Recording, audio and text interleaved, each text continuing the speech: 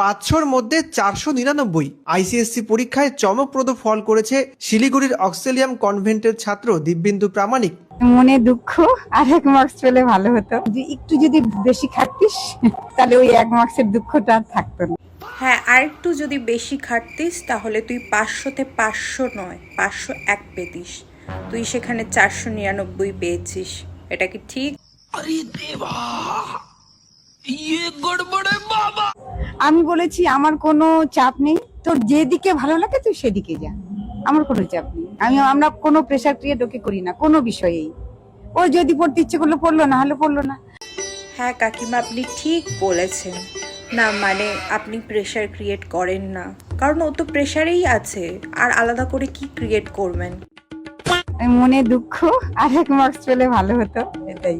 আমি মানছি এক্সপেকটেশনের কোনো লিমিট থাকে না, বাট আপনারটারও কোনো লিমিট নেই। ও 500-তে 499 পেয়েছে, মানলাম, বুঝলাম।